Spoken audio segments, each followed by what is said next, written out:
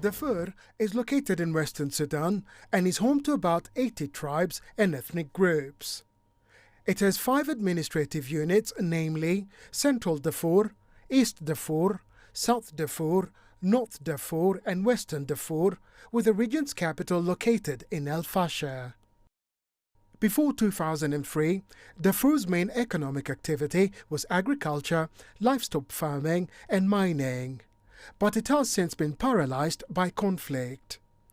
In 2003, the Sudan Liberation Army and the Justice and Equality Movement launched a rebellion in Darfur against the central government in Khartoum. The conflict ended in 2020 after the signing of a peace agreement. But the security situation has remained volatile ever since. Currently, there are several armed groups in the region, but the most powerful is the RSF, headed by Mohamed Hamdan Dagalo. In April 2023, fighting between the RSF and the army-aligned government forces broke out, plunging the country into another conflict. The RSF now controls most of Darfur, and its forces are currently encircling El Fasher, which is still under government forces. The UN says the humanitarian situation in Darfur is desperate, with about 9 million people in urgent need of humanitarian assistance. In El Fasher, about 300,000 people are trapped as a result of the ongoing siege, without access to water and medical supplies. The conflict has also had a huge impact on neighboring countries. It has fueled a conflict economy where the smuggling of food, fuel and arms drives trade along the borders. Bobat Nagila, CGTN. We are now joined by Dr. Hassan Kanenje, Director of the Horn Institute for Strategic Studies. Welcome to the program, Doctor. Thank you for joining us. Doctor, Sudan's conflict appears to have moved to Darfur and the neighboring region of Kordofan. What is behind this shift, and what is the impact on both Sudan and the wider region, considering the previous conflicts in Darfur that never ever effectively ended?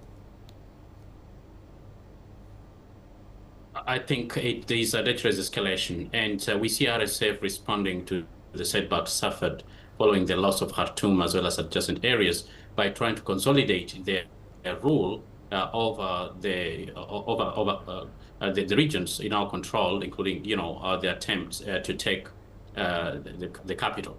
And part of it is to establish a de facto partitioned region in which they can be able to project their power and perhaps negotiate a better deal. Now, the danger of this is there is a likelihood for a spillover to neighboring countries, but also exacerbating the humanitarian situation, which, of course, even the UN agencies have described as one of the worst, in modern history and in the world today. And so what we're likely to see is increased desperation within the population that is currently trapped, but also a likely spillover, not just in terms of refugees, to neighboring countries, but also proliferation of small arms like weapons, as well as the emergency of even terrorist and extremist groups, considering the vulnerability, but also the porosity that has defined the borders of Sudan as well as its neighbors. And so it's extremely a dangerous phase of the conflict, and I think the international community need to mobilize and respond to it as a matter of urgency. Well, let's talk about that. Now, the humanitarian situation in Darfur has been described as dire, which you have alluded to, due to the intensified fighting and reduced international funding for relief operations. Does Darfur require increased focus by the international community, and how?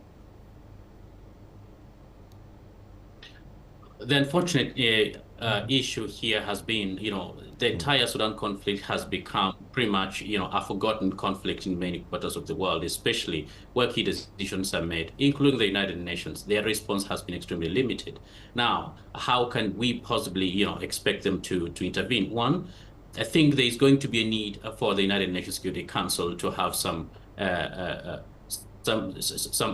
take some actions with regard to the unique nature of needs right now, especially for the citizens and the civilians that are facing within El Fasher.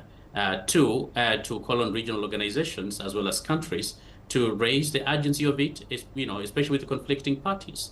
And the reason is not to undermine efforts being made elsewhere, or perhaps to neglect the conflict within the larger Sudan. But I think to emphasize that there is a real danger, we have seen incidents of mass killing and there's evidence of genocide.